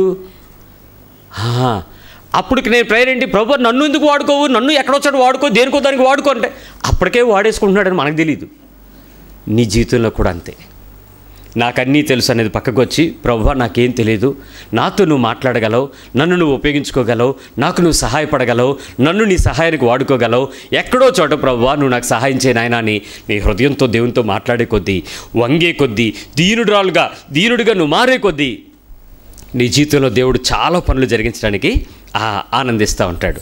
అయితే నిజమైన పశ్చాత్తాపం పడకుండా నీవు కృపను పొందుకొని, దీవెనలు పొందుకొని, ఆశ్చర్యమైన ఈరోజు నువ్వు అనుభవిస్తున్నటువంటి కృపను అనుభవించేస్తూ ఈ పరిస్థితుల్లో ఉంటుండగా నిన్ను నువ్వు పరీక్షించుకోవాల్సిన విషయం ఏంటంటే, అద్భుతాలకి నువ్వు అర్హుడివేనా? ఆ మాట ఎందుకు అడగాలి తెలుసా? మీరు పొందే అద్భుతాలకి లెక్క వేసి చూస్తే ప్రతిదానికి ఎంతెంత ఉంటుందండి? ఎంతెంత ఉంటుందో చూసుకోండి. కొలత కానీ విలువ కానీ మీరు రెండు వేసినా అపారమైనటువంటి విలువ కొలత ఉంటుంది. అన్ని అద్భుతాలు నీ జీవితంలో ఉంటాయి. మరి అన్ని అద్భుతాలకు ఆయన మనల్ని గుర్తించి ఎంపిక చేసి నీకు మాత్రమే దొక్కేలాగా మిగిలిన వాటన్నిటిని ఆపి ఎంత మంచి అతిథులు తిన్నాడో దేవుడు. క్రిస్టియన్ స్కూలు ఒకసారి చెప్పండి అందరూ. అప్లై చేసిన వాళ్ళందరూ క్రిస్టియన్సే చెప్పండి. పిల్లలందరూ బాప్తిజం తీసుకున్న తల్లిదండ్రుల పిల్లలే, అందరూ ప్రార్థనా పరులే, ఉపవాసం ఉన్నారు అందరూ. ఇప్పుడు అప్లై చేశారు ఎల్కేజీ సీటు. సింపుల్ కాదు. ఎల్కేజీ చదివే పిల్లల తల్లికి తెలుసు దాని ఒప్పేంటో. ఎల్కేజీ సీట్ సింపుల్ వెళ్ళిపోయింది. ఇప్పుడు దేవుడు ఏం చేశాడు తెలుసా? ఇక ఇక్కడ కూర్చొని మీరే అనుకోండి కాసేపు, మీరందరూ ఎల్కేజీ సీట్కి అప్లై చేశారు. నేనే ప్రిన్సిపల్ని. ప్రిన్సిపల్కి కమిషనర్ ఆర్డర్స్ ఏమి ఇచ్చారంటే లాటరీ తీయండి అని చెప్పారు. ఇప్పుడు రికమెండేషన్లు ఏం కుదరవు, డబ్బాలో పేర్లు రాసి దానిలో స్లిప్పులు తీయడమే. స్లిప్పులు తీసాం. 5 సీట్లు ఉన్నాయి. ఇక్కడ 100 మంది అప్లై చేశారు, 5గురికి వచ్చాయి. దేవుడు 95 మందికి నో అని చెప్పాడా లేదా? 5 మందికి దీవించాడా? 95 మందిని ఏడిపించాడా? ఏం చేశాడు ఇప్పుడు దేవుడు? 95 మందిని ఏం చేశాడు? ఏడిపించాడు. 5 మందిని దీవించడానికి 95 మందిని ఏడుపులు తీసుకోవడానికి రెడీ అయ్యాడంటే నువ్వు నీ సంగతి ఏంటి ఆలోచించు. నువ్వు ఎంతసేపు నాకు వచ్చింది గెంతుతున్నావు కానీ 95గురు ఏం దేవుడే ఉపవాసం పెట్టావే. భర్త నిజమైన మారు మనసు పొందిన వ్యక్తి బాప్తిజం తీసుకున్నాడు నా దగ్గరే. ఈవిడ కూడా అంటది ఏమని, నిన్న రాత్రి చచ్చంతా తడుగుడు పెట్టుకుని వచ్చాను నేను, ఏటిచ్చాడే సీటు మీ ఆయన. తడుగుడ్డు పెట్టింది, సీటు రాలేదు, చచ్చి సేవ దేవుడు సీటు కోసం. ఎన్ని తిట్లు తినుంటాడు దేవుడు, ఎన్ని అవమానాలు నువ్వు చేసి ఉంటావు. ఎక్కడికైనా వెళ్ళినప్పుడల్లా నీ హృదయం నీతో ఏం చెప్పుద్ది? ఎంత మోసం, ఈ మూలుగులే. వాళ్ళని చూడగానే దేవుడు దీవించాడనే హృదయపూర్వకమైన అభినందనలు ఉంటాయా? మీకు వచ్చింది ఆ నవ్వు వెనకాతలు ఎంత ఏడుపో. దీవెనా శాపమా? అసలు ఉల్లాసం ఉంటుందా? పోతే పోయింది, మన చర్చిలో 5గురికి వచ్చింది అనేవాడు ఎవడన్నా ఉంటాడా? 95 మందికి రాలేనంత దుఃఖాలు ఆ నెక్స్ట్ ప్రేయర్లో మీ మొఖాలు ఎత్తుకుని చూడలేం. ఆ 5గురిని తీసుకొచ్చి నా ముందు నుంచో పెడితే మీ పిల్లల్ని నిందిస్తారు, ఈడు దరిద్రపు కొట్టుడు, ఇది దరిద్రపు కొట్టుది, అందుకే ఆడికి. అర్రే లాటరీ తీయమని ప్రభుత్వం ఆర్డరు ప్రిన్సిపల్ చేశాడు, నువ్వు ఎవరిని తిడుతున్నావు? డైరెక్ట్ నిందలు బలి. గర్భఫలం ఎవరిది? దేవుని దగ్గర నుంచి వచ్చింది. మరి నువ్వు ఎవరిని తిడుతున్నావు? ఇచ్చినందుకు దేవుడిని తిడుతున్నావు. మీ అబ్బాయిని తిట్టావంటే ఆవిడని తిట్టినట్టు, ఇచ్చిన దేవుడిని తిడుతున్నట్టే. ఎన్ని శాపాలు పెట్టేస్తావు. నీ నీ జీవితాన్ని పట్ల ఒకవేళ అదే పని నువ్వు చేస్తే నువ్వు ఫేస్ చేయడానికి ఇష్టపడతావా? 95 మంది యొక్క కోపాలు, ఉగ్రతలు, శాపాలు, తిట్లు, వాళ్ళ రకరకాల చేష్టలు, ఒకరోజు 2 రోజులే, సంవత్సరం, మళ్ళీ నెక్స్ట్ ఇయర్ వరకు ఉంటుందా లేదా నొప్పి? ఆ దేవుడితో నువ్వు ఉండగలవా? దేవుడు భరిస్తున్నాడు. నీకిచ్చిన ఆ అర్హత కోసం ఆయన ఫేస్ చేయడానికి రెడీగా ఉన్నాడు. How is your gratitude to God? ఒక ఎంసెట్ కాదు, ఒక 10/10 కానీ ఏదో ఒకటి వచ్చింది అని అంటే దాని విషయంలో దేవుడు ఎంత మందిని దుఃఖాలను సైతం లక్ష్య పెట్టి నిన్ను దీవించాలనుకుంటున్నాడో చూసుకో దేవుడు. మరి ఎంత కృతజ్ఞతగా ఉండాలి నువ్వు? ఆ అర్హతకు ఎంత తగినట్టుగా దేవునితో ఉండాలి. ఇప్పుడు మూడో ప్రశ్నకు వద్దాం. నీ ప్రవర్తన, పొందిన స్థాయి, స్థితి ఎవరైనా దేవుని గురించి విమర్శించగలరేమో. కొంతమంది దేవుని దగ్గర నుంచి పొందుకునేంత వరకు బాగానే ఉంటారండి. తీరా పొందుకున్న తర్వాత వాళ్ళ స్థితిని చూస్తే ఎందుకు ఇలాగ దేవుడు అది ఇచ్చాడా అనిపిస్తుంది. ఇచ్చింది దేవుడేనా అనిపిస్తుంది కూడా కొన్నిసార్లు. కానీ మనం అంతా దేవుని దగ్గర నుంచి తెచ్చుకోవాలి. లోకంలో ఏది నీ దగ్గరికి రాదు. లోకంలో ఏదైనా వచ్చిందంటే అది లోకాశ, నేత్రాశ, జీవపడము, ఆ 3 దేవుని దగ్గర లేవు. కాబట్టి అలాంటివి చేస్తే నీకు దొరికిపోతావు. వీళ్ళు దేవుడు కాదురా, వీళ్ళు దెయ్యంరా, ఇది లోకం అని తెలిసిపోద్ది. ఆ డాబు, ఆ గొప్ప, ఆ కబుర్లు, ఆ దీనత్వం లేనితనం, ఆ రకమైనవన్నీ చూసి ఇది ఖచ్చితంగా దేవుడు దీవించలేదనే విషయం నీకు తెలిసిపోద్ది. దేవునిలో ఉన్నవాడికి తెలిసిపోద్ది. రైట్. ఇప్పుడు నా ప్రవర్తన లేక నువ్వు పొందిన స్థాయి, స్థితి చూసి ఎవరైనా దేవుని గురించి ఏమైనా విమర్శిస్తున్నారేమో చూసుకో. మిమ్మల్ని బట్టే కదా ఆయన నామము. ఆ స్థితిని బట్టి, స్థాయిని బట్టి నిన్ను ఏమైనా అనుకుంటున్నారేమో చూసుకో. చిన్న ఉదాహరణ చెప్తాను నీకు అర్థమవటానికి. ఒక ఇంటిలో ఉదయం పూట వచ్చి పనిచేసే ఒక ఆమె, సాయంత్రం పూట వచ్చి పనిచేసే ఒక ఆమె, రాత్రిపూట వచ్చి పరిచర్య చేసి వెళ్ళిపోయే ఒక ఆయన, 3 వచ్చేవారు. ఉదయం పూట వచ్చిన ఆమె చాలా గబగబా, యాక్టివ్గా, సంతోషంగా, సమాధానంగా, చక్కగా నవ్వుతూ, early morning fresh, God's work, ఒక పని చేస్తే అంకితభావంతో అది దేవుని పని అనేది, వర్క్ ఈజ్ వర్షిప్ అని అప్పట్లో చెప్పుకునేవారు. ఆరాధిస్తూ ఆ పని చేసుకుని వెళ్ళిపోయేది. మధ్యాహ్నం వచ్చినటువంటి ఆమె రొసరొసలు, అంటే బీ షిఫ్ట్ అనమాట, రొసరొసలు, సౌండ్లు, డబ్బాలు, చప్పుళ్ళు, కేకలు, అరుపులు, చిరాకు, ముఖం చిట్లించి, నుదుటి చిట్లించి, రకరకాల మాటలు, అంటే పాపం, అంటే పాపం, అంటే పని చెప్తే రాద్దాంతం, రస రస రస రస. రాత్రి వచ్చి అతను వచ్చాడా వెళ్ళాడా అన్నట్టు ఉండదు. నైట్ షిఫ్ట్ కామ్గా వర్క్ అవుతుంది ఇంట్లో. మధ్యలో ఉన్న ఆవిడ మరి ఎప్పుడూ సౌండ్లే కాబట్టి ఒకరోజు ఒక మాట చెప్పింది, నేను రేపటి నుంచి మానేస్తున్నాను అని చెప్పింది. అలాంటి వాళ్ళకి మాట్లాడడం కూడా రాదు, మీరు క్షమించండి వాళ్ళని. వాళ్ళు అలాగే చెప్తారు. మీరు అనవసరంగా మర్యాద లేదే అన్నారనుకోండి, ఆవిడ ఇచ్చిందే ఎక్కువ, నీకు తీస్తే సస్తావు, అందుకని ఆవిడ చెప్పింది మానేస్తాను. ఒప్పుకోకపోతే ఈవిడికి భయంగా మళ్ళీ ఈవిడ రౌండ్ పడిపోతుంది. అలాగే జీతం తీసుకో ఇచ్చేసింది, వెళ్ళిపోయింది. 2 నెలల తర్వాత అమ్మగారు నన్ను పనికి రమ్మంటారా అని అడిగింది. ఎవరు? ఆమె. నేను జాయిన్ అవుదాం అనుకుంటున్నాను మళ్ళీ మీ దగ్గరికే, మీరు చాలా మంచోళ్ళు, రమ్మంటారా అని అడిగింది. అప్పుడు ఆ ఇంటి ఓనర్ అమ్మగారు ఒక మాట చెప్పారు. ఏంటనంటే, నువ్వు రావడం వల్ల లేక నువ్వు వెళ్ళిపోవటం వల్ల నాకు రావడం వల్ల నష్టం ఉంది, కానీ వెళ్ళిపోవడం వల్ల నష్టం లేదు, నాకు ప్రశాంతంగా ఉంది, కాబట్టి నువ్వు రాకుండా ఉంటే నాకు మేలు అని చెప్పిందంట. అంటే తనకిచ్చినటువంటి ఆ జీతము, ఆ పని, ఆ అర్హత ఆ ప్రదేశంలో విలువగా ఉంచుకుందా, చెడు చేసుకుందా? దేవుడు నీకు ఇచ్చిన అలాంటి విలువలు నిన్ను చూశాక దేవుడు దీనిలాంటి వాడికి ఇచ్చాడు ఎందుకండి, ఇవన్నీ వీడికి ఇచ్చాడు ఏంటండి బాబు అనవసరంగా అని ఎప్పుడైనా ఎవరైనా నిన్ను అన్నారేమో, అనుకుంటారేమో. ఏ విషయంలోనైనా నీకు ఇచ్చిన అర్హతను బట్టి దేవుడికి తప్పుగా అనాల్సి వస్తుందేమో. ఒకసారి ఆలోచించండి. ఎవరైనా నీ గురించి ఏమైనా అలాంటి అర్హత లేని పని నువ్వు పొందుకున్న దాని గురించి ఎవరైనా మాట్లాడితే నీ చెవుల్లోకి వస్తే ఎలా ఉంటుంది నీకు? ఈ అమ్మాయి వెళ్ళిపోయి పొద్దున పనిచేసే ఆవిడ దగ్గరికి వెళ్ళి, ఓనరమ్మకి కొవ్వు ఎక్కువైపోయింది, నేను వస్తే ఎలాగంది అలాగంది అందంట. ఆవిడ నవ్వుతూ అందంట, నువ్వు వెళ్ళిపోయిన రేపటి నుంచి ఆవిడ ఎంత ఆనందిస్తుందో నాకే తెలిసే, నీకేం తెలుసు అన్నట్టు. ఏంటి ఆనందం? ఆవిడ ఏమనుకుంటుంది తెలుసా? వానరమ్మ గారు, దేవా నా మొర్ర ఆలకించితివి పాట పాడుకుంటుంది. ఆ దుఃఖం చెప్పుకోగలరా ఎవరికైనా? చెప్పుకోలేము కదా. అంటే బైబిల్లో 2 మాటలు ఉన్నాయి, దయచేసి అది నీకు కాకపోవచ్చు, ఒకవేళ అయితే జాగ్రత్తగా ఉండు. గయ్యాళితో కాపురం అంట ముంజూరును కారుతున్న నీళ్ళలాగా ఉంటుందంట. ముంజూరు అంటే ఇంతకుముందు కమలీలు ఉండేవి కదర్రా, ఆ పైన పెంకిటిల్లు కమలీలు, అలా వర్షం పడితే ఏమవుతుంటుంది, అలా చొక్కా చొక్కా చొక్కా పాడుతూ నువ్వు బయటికి వెళ్ళలేవు, లోపల రాలేవు. అప్పుడు భర్త ఏమనుకుంటాడు?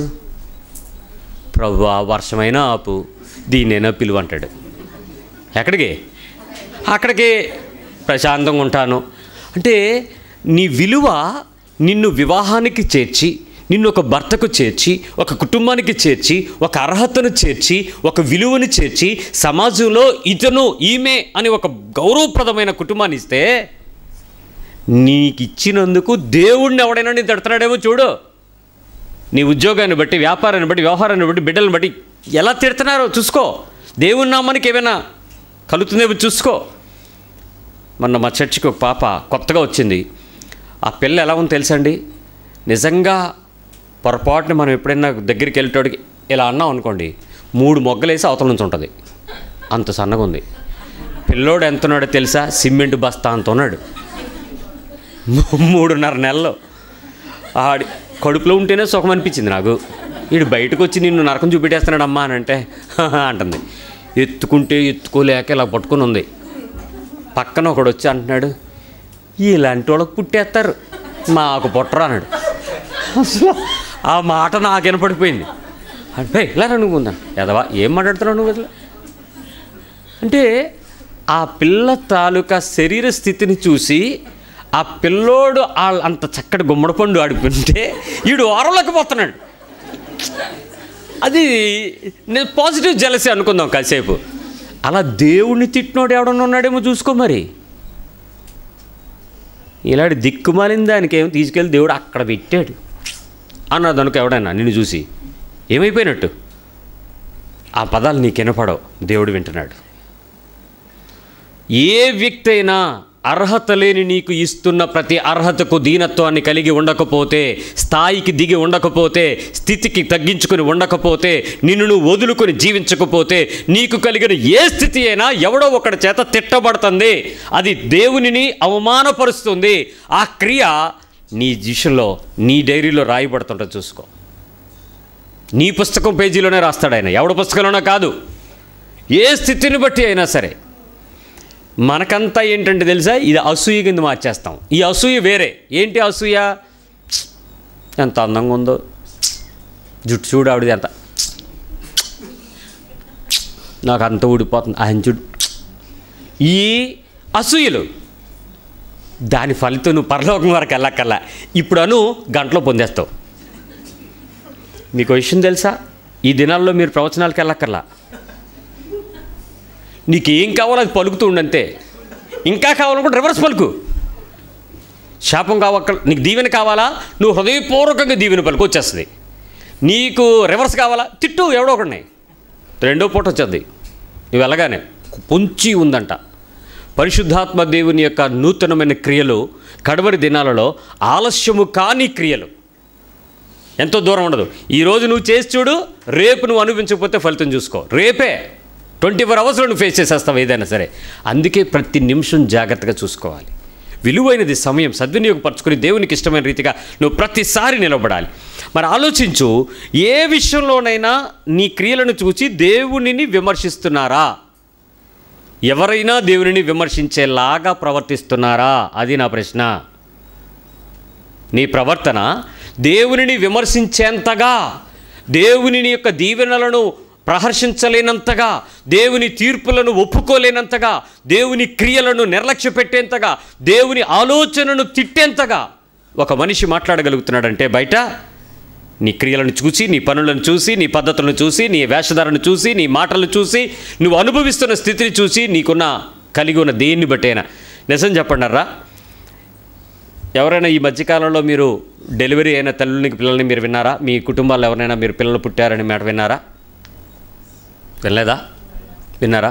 వాళ్ళ దగ్గరికి మీరు చూపుకి వెళ్ళినప్పుడు ఏం తీసుకొచ్చింది కడుపులోంచి అని అడగండి. ఆ పిల్లల్ని, ఆ తల్లిని అడగండి, కడుపులోంచి బయటకు వచ్చేటప్పుడు మీ బిడ్డ ఏం తీసుకొచ్చింది అని అడగండి. ఏం తీసుకొస్తుంది? ఆ రక్తం తప్ప ఏం తీసుకురాదు. ఏమైనా పట్టుకొచ్చిందా? మరి ఈరోజు కలిగి ఉన్న నువ్వు ఏమీ పట్టుకురాలేదని నీకు తెలిసి ఇప్పుడు నువ్వు అనిపిస్తుందంత ఎవరిదైతే? ఎక్కడి నుంచి వచ్చింది? నీ తెలివితేటలు ఎవరివి? నీ కుటుంబం ఎవరిది? నీ గౌరవం ఎవరిది? నీ మర్యాద ఎవరిది? నువ్వు పొందుకున్న స్థితి ఏంటి? స్థాయి ఏంటి? ఇవన్నీ ఎక్కడవి? ఏది నువ్వు తేలే. వెళ్ళిపోతున్నాడు, రేపెట్టి చచ్చిపోతాను అనుకున్నాడు ఏమన్నా కోరికలతో చచ్చిపోతాడు తప్ప ఏది పట్టుకెళ్ళడు, ఏది ఉండదు. మరి ఏమీ లేని నీకు మధ్యలో వచ్చిన దాన్ని బట్టి మిడిసిపాటు ఏంటారా? ఈ గర్వం ఏంటి? ఈ అతిశయం ఏంటి? ఈ గొప్ప ఏంటి? ఇచ్చిన దేవునికి నువ్వు ఎంత కృతజ్ఞత కలిగి ఉండాలి. అరే ఇవన్నీ నాకు వచ్చింది దేవుడు అనే విషయం నీకు తెలిసిన తర్వాత ఎంత కృతజ్ఞతాపూర్వకమైనటువంటి పశ్చాత్తాప అనుభవంతో నువ్వు బతుకుతావో తెలుసా? ఆల్ ద టైం నీ హృదయం మండిపోద్ది. అయ్యో నా ప్రభు కోసం నేను అంత స్థాయిలో దిగాలి. ఎందుకు దిగలేకపోతుంది? ఎందుకు ఆ పరిస్థితిని అనుభవించలేకపోతున్నావో ఒకసారి పరీక్షించుకో. ప్రతి సందర్భంలో ఈ నొప్పి నీకు ఉండాలి, ఆ ఫీల్లో నీకు తెలియాలి. అరే నాది కాదు కదా, ఈ అర్హత నాకు లేదు కదా, ఇది ఎందుకు నాకు, ఇది ఎలాంటి స్థితి నాకు. నాతో ఎవ్వరు ప్రయాణం చేసినా కారులో వాళ్ళకి ఆ మాట చెప్తాను, సార్ ఈరోజు మనం వెళ్తున్న ప్రయాణాలన్నీ చూసారా, ఇది నా ఊహలో లేదు, నా డ్రీమ్స్లో లేదు, నా ఆలోచనలో లేదు, కనీసం నా మనసులో ఒకరోజు ఇలా అనే పిక్చర్ కూడా లేదు సార్. అర్హత లేని వాడు నన్ను దేవుడు ఈరోజు అర్హత ఇచ్చాడు. మోషే ఆ మేఘస్తంభము కింద ఇజ్రాయేల్ ప్రజలు నడిపించాడని అంటే అది ఎలా ఉంటుందో నాకు తెలియదు, కానీ ఒకరోజు కారులో ఏసీ ఆగిపోతే మాత్రం నాకు తెలుసుద్ది మేఘస్తంభం అంటే ఏంటో.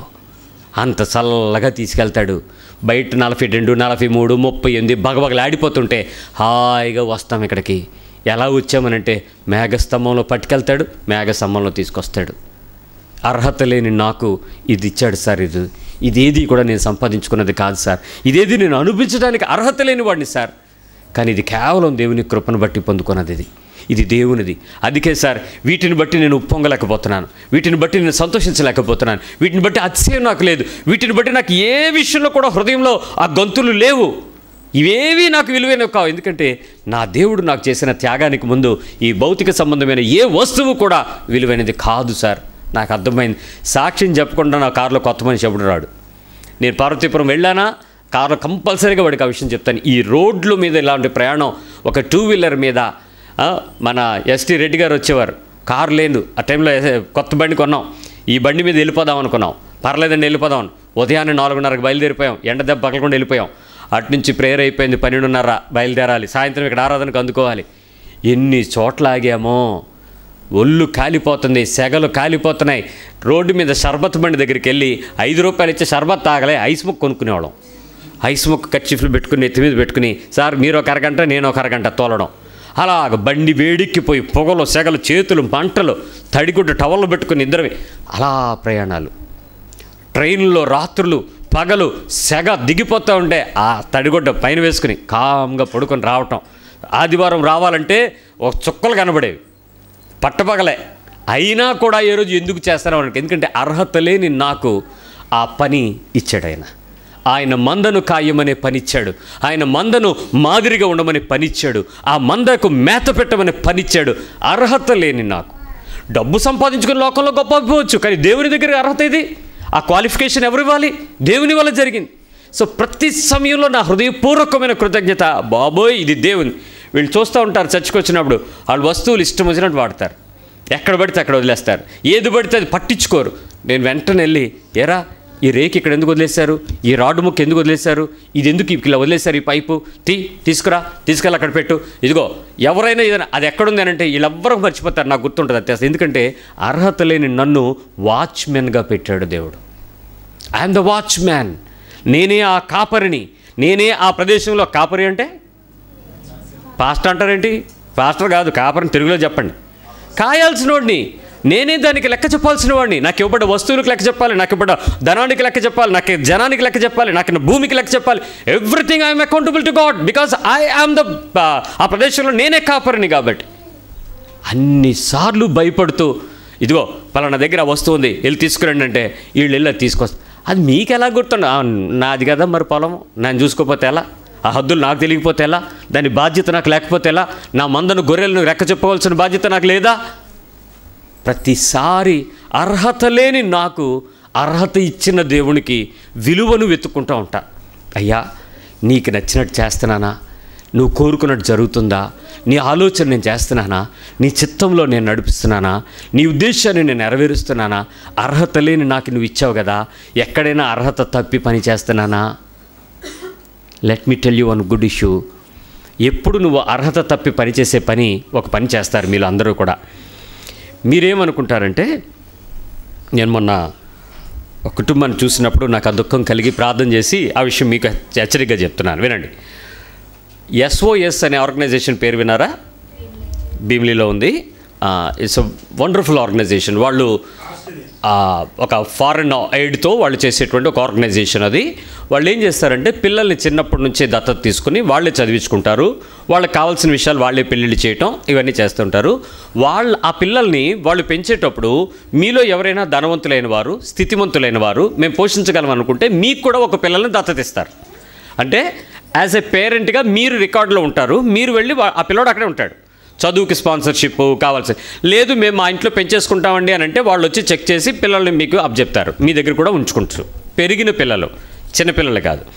అట్లా ఒక కుటుంబం వచ్చి నాకు చెప్పారు, పాస్ గారు ఒకసారి చూద్దాం రండి అని అంటే వెళ్ళాం. చూసాం. వాళ్ళు ఓ పాపని సెలెక్ట్ చేసి ఈ పాపని మనం తీసుకుందాం అనుకుంటున్నాం పాస్ గారు అని.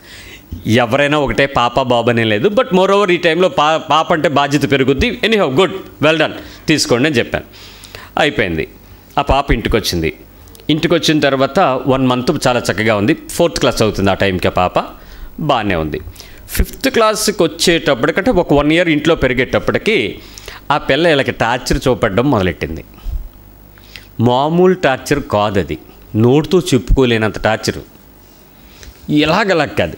పాప వీళ్ళు తెచ్చుకున్నారు కాబట్టి తీసుకెళ్ళి వదిలేయకూడదు. జాలి, ప్రేమ, దయ, క్రైస్తవులకి ఇవి ఎక్కువ కదా పదాలు, ఇవి ఎక్కువైపోయినాయి. ఆ పిల్ల వీళ్ళకి టార్చర్లో నుంచి నరకం చూపెట్టడం మొదలెట్టింది. పిల్ల 8వ తరగతి వరకు భరించారండి. వాళ్ళు చేతులు ఎత్తారు, మీకు మేము భరించలేమని. వెళ్ళమంటే నన్ను ఎవడు తీసుకురమ్మన్నాడు అంటది. వెళ్ళిపో అంటే నేనెందుకు వెళ్తాను, రికార్డెడ్గా నేనే హక్కుదారిని, బయటికి నువ్వు పో అంటుంది అలా అన్నయ్య. అసలు ఒక రకంగా కాదండి. ఆమె వచ్చి, పాస్టర్ గారు ఏదైనా సలహా చెప్పండి అంది. సలహాలు ఏముండవు, భరించడమే అన్న. అలా కాదండి అని.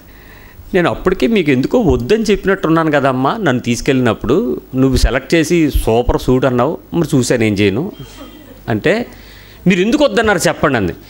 మనమేమో కనికరం అనుకుంటాం, వాళ్ళు ఏమంటారంటే ఎందుకు కనికర పడవు అంటారు. వాళ్ళు లేమి స్థితి ఉన్నదానికన్నా ఎక్కువగా పనిచేస్తారు. తప్పు మందే, వాళ్ళు కాదు. వాళ్ళ మీద నువ్వు జాలి పడడానికి నీ దగ్గర ఉన్న జాలి సరిపోయింది, ఎక్స్ట్రా జాలి లేదు. ఇప్పుడు ఎక్స్ట్రా తెచ్చుకో, పంచుకో, అంతకు మించి కుదరదు. మా వల్ల కాదండి, మేము ఎక్కడ పారిపోదాం అనుకుంటున్నాను. ఇల్లు అమ్మేసి ఆ స్థాయికి వచ్చారు. ఇల్లు అమ్మేసి రాత్రికి రాత్రి జంప్ అయిపోతాం పిల్లల్ని ఇంట్లో పెట్టేసి. మేము మాత్రం భర్తించలేము. అది మా పరిస్థితి. ప్రార్థన చేద్దాంలేండి అని ఎన్ని చేసినా మారదండి. వీళ్ళే చెప్పేస్తారు కదా కొంతమంది. నీకు తెలుసా అంటే, వాళ్ళని నేను తప్పుగా అనుకోవట్లేదు, కానీ దేవుడు ఎవరితో ఉంటానని చెప్పాడు, నీతోనా వాళ్ళతోనా? దిక్కులేని వారి పక్షంగా దేవుడు దిక్కంట, అనాథల పాలిట దైవం అంట, మరి బలహీనుల పక్షంగా ఆయన ఓతమంట. మరి బైబిల్ ప్రకారం అయితే దేవుడు వాళ్ళతోనే ఉంటాడు, నీతో ఉండడు. ఇప్పుడు చెప్పు ఏం చేయాలి? ఇస్కరియోతు యోధా యేసు పక్కలో ఉన్నట్టే మనం కూడా ఉండాలి ప్రేమగా. అంతా వాళ్ళ గురించి మనం పడుతున్న తపన, వేదన అసహ్యంగా మారిపోయింది ఆమెకి. ఆవిడ సూసైడ్ చేసుకుంది. మదర్ షీస్ డెడ్, చనిపోయింది. పిల్లని తెచ్చుకున్న పాపానికి చచ్చిపోయింది, తల్లి చనిపోయింది. ఆ తండ్రి వచ్చి అంటాడు, ఇంతకంటే ఏం కావాలి పాస్ గారు, వదిలేస్తానండి. నేనేమన్నా అది వదలదు, కానీ ఆ పిల్ల వదలలేదు. భయంకరమైనటువంటి వేదన కలిగించేటువంటి పనులు ఆ పిల్ల చేస్తుంటే తల్లి చూడలేక ఆవిడ చనిపోయినా కూడా ఆ పిల్లలో మారుమనసు కలగల. మీరు జాలిపడినంత ఆ పిల్లకి లేదులేండి. ఎందుకు ఉండదు అనంటే వాళ్ళకి చిన్నప్పుడే నిజమైన ప్రేమ, ఆ తల్లి తాలూకా ప్రేమ వాళ్ళకి తెలియలేదు. మీరు ఇప్పుడు ఇద్దామన్నా తీసుకోరు, వాళ్ళకి అర్హత లేదు. ఆ విషయం నువ్వు చెప్పేటప్పటికే జరగాల్సిన డ్యామేజ్ జరిగిపోద్ది ఆ అమ్మాయికి తెలిసేటప్పటికే. ఆ రోజు ఒకరోజు ఆమెకు ఆ విషయం తెలిసిన తర్వాత రిపెంట్ అవుతుంది. దాని విలువ ఎవడైనా తీర్చగలడా? తీర్చలేం కదా. పాప మా తండ్రి చాలా భరించి సహించి ఓపిక పట్టి సంపాదన అంతా ఆ పిల్ల దుబరా చేస్తున్నా, చెడ్డ అలవాట్లకు గురైపోయినా, వ్యసనాలు పాలైపోయినా సంస్థ వాళ్ళకి చెప్తే వాళ్ళు అంటారు, ఎంత చెడిపోయింది మీ దగ్గరికి వచ్చి మా దగ్గరికి వచ్చి మిగిలిన పిల్లలు చెడిపోతారు, దయచేసి అదేదో మీరు చూసుకోండి అన్నారు. పోలీస్ కంప్లైంట్లు పెట్టారు, రకరకాలుగా జరిగిపోయినాయి. అల్టిమేట్గా ఆ ఫాదరు ఇక గివప్ చేసి లాస్ట్ స్టేజ్లో అమ్మాయిని పిలిచి చెప్పాడట, నా పరిస్థితి ఇలా జరిగింది, నీ మీద నేను కనికరపడ్డాను, నీ మీద నేను ప్రేమగా ఉన్నాను, నీవంటే జాలిపడ్డాను, ఎంతో అవమానాన్ని భరించాను, నీకొక్కసారి నా స్నేహితుడు ఒక మాట చెప్తాడు విను అని చెప్పి తన ఫ్రెండ్ మాట్లాడతానంటే మాట్లాడించారంట. మాట్లాడిస్తే ఆ ఫ్రెండ్ ఏం మాట్లాడుతున్నాడు తెలుసా? ఈయన తిట్టాడు, తన స్నేహితుడిని తిట్టాడు. ఈ ఇంటన్న మాటలు ఆ అమ్మాయితో మాట్లాడుతుందని చెప్పకుండా ఇదిగో విను అని చెప్పి నొక్కేయంగానే అవతలవాడు తిడుతున్నాడు. ఏం తిట్టాడు తెలుసా? బుర్ర ఉందరా నీకు, బుద్ధి ఉందరా నీకు, గడ్డి తింటున్నావురా, అలాంటి పిల్లని తెచ్చి నువ్వు ఇలా పెంచుతావురా, ఇన్ని సంవత్సరాలరా, మా చెల్లిని చంపేస్తావురా అని చెప్పి ఇష్టం వచ్చినట్టు స్నేహితుడు తిడుతున్నాడు. ఈ పిల్ల ఎదురుగా విని 18వ సంవత్సరం ఆ పిల్లకి, 18వ సంవత్సరంలో ఆ విషయాలన్నీ విని తలదించుకుని కాళ్ళ దగ్గర కూర్చుని ఆ మెసేజ్ అది అవ్వలేదు, అటు తిడతానే ఉన్నాడు ఆయన. ఒక అరగంట సేపు కాళ్ళు ఏడుస్తూ కళ్ళు కడుగుతుందంట. నాన్న నన్ను క్షమించు నాన్న, ఇన్ని సంవత్సరాలు నేను చేస్తున్నటువంటిది తప్పు అని కనీసపు భావం నా హృదయంలో లేదు, అందుకు నేను ఇన్ని పనులు చేయగలిగాను. ఇంత ద్రోహం చేస్తున్న విషయం మీరందరూ ఎందుకు బాధపడుతున్నారు అని అంటే నాకు రావాల్సింది ఎందుకు రాలేదని నేను చూసుకున్నాను తప్ప నాకు మీరు చేస్తున్నది ఏంటి అనేది నాకు అర్థం కాలేదు నాన్న, నన్ను క్షమించండి అని కాళ్ళు పట్టుకుని ఏడుస్తుంటే ఆ ఫోన్ ఆఫ్ చేసి ఈ ఏడుపుని నమ్మచ్చా అన్నాడంట. ఆ పిల్ల లేచి చెప్పింది, నీ ఇష్టం వచ్చినట్టు నన్ను చేసుకో ఈరోజు నుంచి, if you want to kill నన్ను చంపేయి, అస్సలు ఏ మాట నేను చేస్తే నా విషయం నువ్వు చూసుకో అని చెప్పి ఆ అమ్మాయి తన ప్రవర్తన ఆ క్షణం మార్చుకుంది. కొన్ని తిట్లు, అతను ఇచ్చిన దీవెన, అతను ఇచ్చిన అర్హత, అతను ఇచ్చిన ప్రేమ, అతను చూపించిన జాలి, అతను చూపించిన దైవికమైన సంపూర్ణత ఒకడి చేత నిందించబడ్డ తరువాత ఈ పిల్లలకు మారు మనసు కలిగింది. ఆ అమ్మాయి పెళ్ళి నేను చేశాను. She such a beautiful girl. ఎంత చక్కగా తయారైందంటే పరిశుద్ధమైన హృదయం కలిగిన స్త్రీగా మారిపోయింది ఆ పిల్ల. ఆ తల్లి చావుకి కారణం ఆమె, ఆ తండ్రి బతికి ఉండడానికి కారణం కూడా ఇప్పుడు ఆమె. ఇప్పుడు ఆ తండ్రిని అడిగాను, అయ్యా ఆ రోజు నువ్వు చనిపోదాం అనుకున్నావు, ఇది చూసిండేవాడివి కాదు కదా అని అంటే, నా భార్య చూడలేకపోయింది అయ్యా, నాకు అది దుఃఖంగా ఉంది, కానీ ఇది మారుతుందని నేను కల్లో కూడా ఊహించలేదు. కానీ నా స్నేహితుడు నేను చేసిన ప్రేమను నిందించడాన్ని బట్టి, నా దేవుడిని నిందించడాన్ని బట్టి ఒక మనిషిలో మారు మనసు వచ్చిందే, ఇది ఎలా జరుగుద్దో అన్నాడు. నిజంగా అలా జరుగుద్దని మేము ఎవ్వరిమీ కూడా ఊహించలేదు. ఆ పిల్ల వల్ల ఆ కుటుంబం నాశనం అయిపోద్దని మాకు తెలుసు. ఆఖరికి రకరకాల వ్యక్తులు వచ్చి ఆ నష్టమైనటువంటి జాతకం కలిగిన దాన్ని ఇంట్లోకి తెచ్చుకున్నావు అని చెప్పిన పాస్టర్లు కూడా ఉన్నారంట. మరి ఈ జాతకాలు పిచ్చి వాళ్ళకేంటో అన్ని రకాల మాటలు, వాటన్నిటినీ భరించి ఆయన దేవుని మీద నిరీక్షణ ఉంచాడు.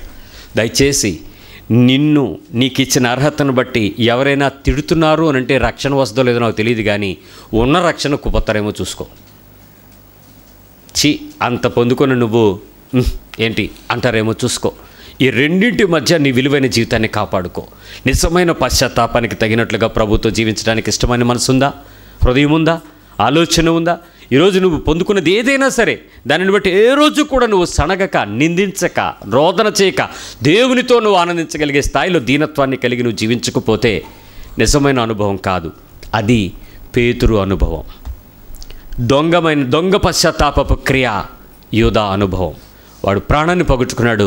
ఇతడు కొన్ని వేల ప్రాణాలని క్రీస్తు కలిగిన జీవపు సంఘంలో, మొట్టమొదటి సంఘములో, ఆయన మీద కట్టబడిన సంఘములో అనేకులను ప్రభు వైపు త్రిప్పడానికి ఉపయోగపడ్డాడు. ఈరోజు నీకు ఇచ్చిన దాన్ని చూసి మరొకరు తిడుతున్నారా, నిందిస్తున్నారా, ఆఖరికి దేవుని యందు ఆనందించగలుగుతున్నారా? ప్రార్థన చేద్దాం మిగిలిన విషయాలు వినడానికి సిద్ధపడే ముందు.